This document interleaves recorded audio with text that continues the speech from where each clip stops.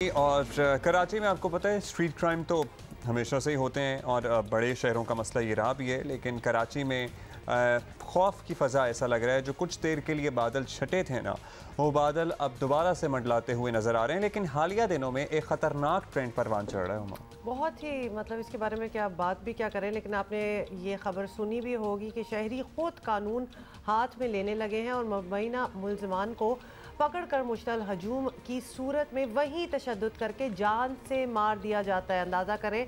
और इसी की लपेट में आकर गुज़िश्ता दिनों मच्छर कॉलोनी में एक टेलीकॉम कंपनी के 2 मुलाजमीन जान से हाथ धो बैठे और मुश्तल हजूम ने उन्हें अगवा कर समझते हुए बिल्कुल कि ये बच्चों को और लड़कियों को किडनैप कर रहे थे और एक ऐलान किया गया था मुबैना तौर पर, फिर उस शख्स को भी हिरासत में लिया गया। सो किसी के खिलाफ भी कोई भी प्रोपेगेंडा करके किसी की जान के पीछे पड़ सकता है, किसी की जान के दर पे हो सकता है और पुलिस वहाँ नहीं पहुँचती। अक्सर ऐसे जब आप सिचुएशन देखते हैं तो वीडियोस भी सामने आती है, not necessarily in this one. देखिए पुलिस साइड पे खड़ी भी होती है, तो कभी कभार ये भी सोचा जाता है कि भाई आके बचाओ।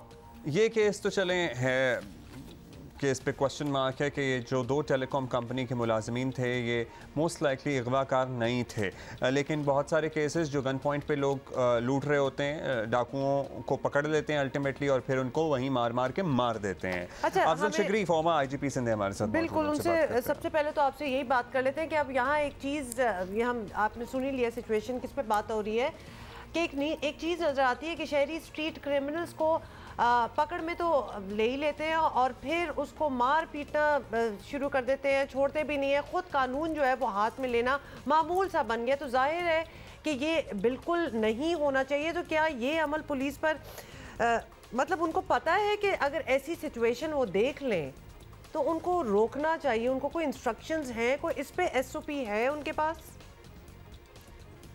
ये सिर्फ पुलिस पे नहीं है, ये रियासत पे अदम एतमाद है। लोगों की जान की हिफाजत नहीं की जाएगी।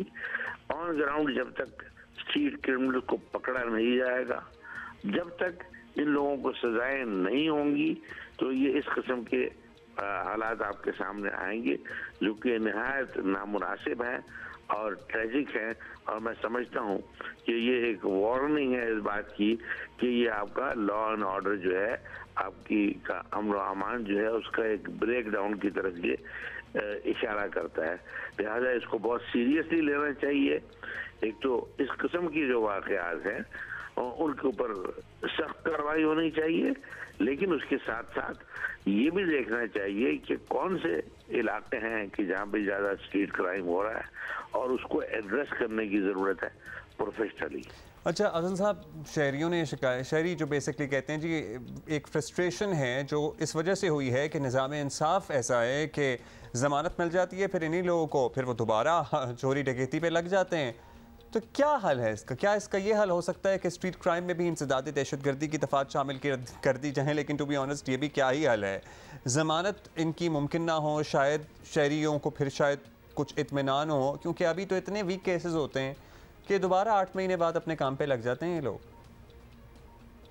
नहीं, मैं ये बिल्कुल नामुनासिब है कि आप दहशतगर्दी का जो कानून है उसको आप इस्तेमाल करने की कोशिश करें स्ट्रीट क्राइम के लिए।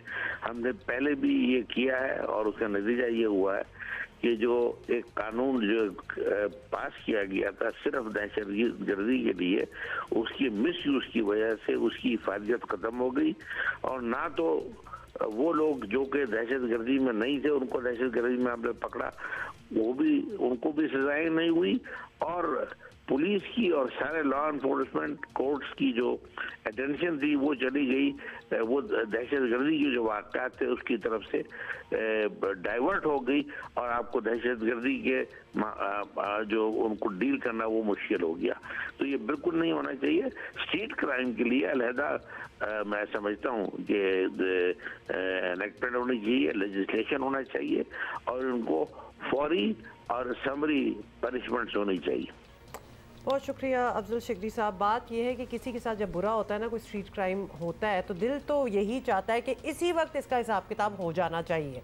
वो देर लगना और इतना लैक ऑफ फेथ हो चुका है कचहरियों में और इस सारे किस्से में कि यू वांट कि इसका फैसला अभी हो जाए, लेकिन ये गलत बात है, क्योंकि जो मच्छर कॉलोनी में हुआ वो तो फिर कोई भी इसकी लपेट में आ सकता है। मतलब कोई तस्दीक करने के लिए तो इंतज़ार करता नहीं है और वहाँ ऑब्वियसली मारपीट और फिर मारे जाते हैं लोग। तो ये बहुत अजीब किस्म का एक एटमॉस्फेयर जो बन गया है भाई। फिर कि इसी लोगों को इंसाफ चाहिए भी है और किसी को frustrate भी होते जा अगवाकार रहे बना हैं। दो या किसी पे तौहीन मजहब का कोई इल्ज़ाम लगा दो और हुजूम बस उसके पीछे पड़ जाता है। तो हमारा लेवल ऑफ फ्रस्ट्रेशन और वायलेंस की हम बात कर रहे हैं ना, ये केस स्टडी है कि कोई भी सोसाइटी अगर वायलेंस के ऊपर उतर आती है तो उसके पीछे बहुत से अवामिल मौजूद होते हैं और उस पर भी गौर होना चाहिए।